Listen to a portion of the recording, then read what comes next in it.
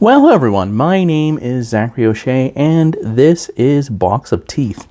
So, when you have a great villain that you're planning to use for your Dungeons & Dragons campaign, it might help if you have a couple of bespoke minions to reinforce the themes that you have for said villain. Let's cover one of those right now. Over the past few days, I've been talking about the Relict, which is an antagonist I use for a Dungeons & Dragons horror-based campaign, but you could use the principles built around her, or that I'm going to go over the minions for her here in a moment to really work in any sort of role-playing game system or even story that you're writing. Just a quick review of what the Relict is. She is a spark of some sort of ancient cosmic evil that is trapped inside of a soul cage, which is her skeleton that's made out of steel, and then over that is enrobed a waxwork that has a dainty woman feel that dresses and acts like an aggrieved widow who is also kind of naive about the world when really she's doing her best to amass wealth and power. Now, some of the things to remember about the Relict is that she is a waxwork, that she uses fire magic and absorbs fire, and that she has this kind of Machiavellian attitude, and that she really wants to work to control and take over society and gain more wealth and luxury for herself. So we're going to talk about the first minion group that she has, which are the Tallow, and how they relate to those aspects that I just talked about. Now, what exactly is a Tallow? In this case, it is a humanoid figure that is about 6 feet in height with blocky features. It has waxen skin that has kind of an oily sheen to it. It's broken here and there by the wire framework underneath. Its hair is nothing more than a mess of candle wicks, and its eyes are glazed marbles.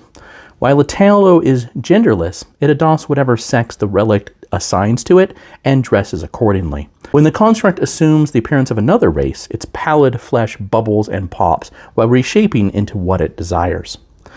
The Tallow are really the foot troopers of the Relict. They are knives in the dark.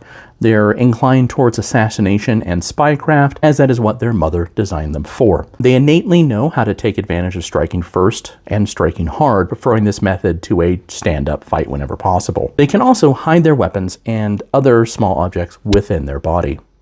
They are also completely loyal spawn. They're all beholden to the Relict for their creation and universally venerate the construct as something akin to a creation goddess. They follow their commands without concern for their own well-being or safety. Without direction, they always act the way they think Mother would want them to act, and they're actually incapable of standing up against her. Thus, they tie back to the waxwork aspect. We're going to cover a couple different variations that really embellish on the fire aspect, and they're really good at infiltration, assassination, impersonation, and that sort of thing. And they're also creations of a creature that didn't want to be created in the first place, but she has this drive to create, and they view her as their kind of divine mother.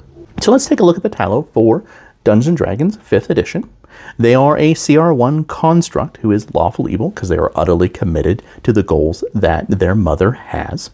They are amorphous, just like she is, so they can squeeze through openings as narrow as 1 inch wide because they're just wax and wire. They do have subsume, so they can absorb a tiny piece of equipment into their own body or retrieve it whenever they need.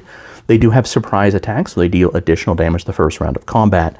They usually come with a dagger and a crossbow, and they do have malleable features, which is kind of like disguise self or alter self, so it's very hard for them to directly imitate someone, but they can come really, really close. Now, I know what you're saying. Well, couldn't I just use doppelgangers? And you certainly could for this sort of role.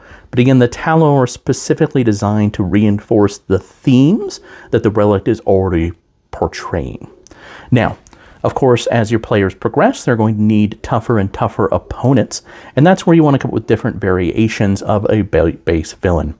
So, for example, there's a Tallow of Better, which is a CR3 creature, which has, of course, more hit points, some of the same abilities, then also gains the ability to cast Firebolt and produce Flame.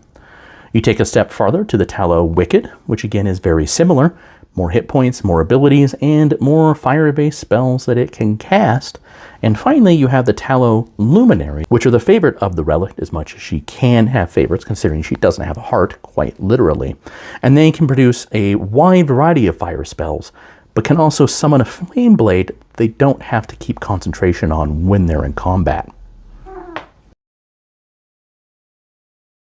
That is a quick rundown of the Tallow, and they can easily be used for any of the plots that I spoke about just yesterday, in fact, for the Relict, including taking over crime organizations or setting up false merchant fronts and the like, where they take on the appearance of a friendly elf or dwarf or whatever it is, and start going through and taking over businesses, setting up their own sort of thing, or being mercenaries who can start a war by pretending to be another race or faction and committing some sort of false flag operation. They are also utterly expendable because even though they venerate the Relict as their mother figure, like a creation goddess, she just uses them as tools. She can always make more of them, and in the end, if they get destroyed, they get destroyed. She might even go as far as to expose a few of them just to throw player characters off of her scent.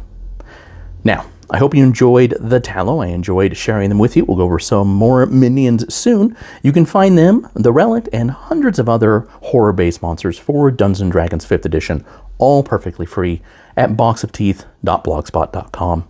If you're more interested in the non-Dungeons & Dragons content that I have, or the horror fiction that I write that includes grease paint right there, it's got a killer clown, you can always go to www.zacharyoshea.com.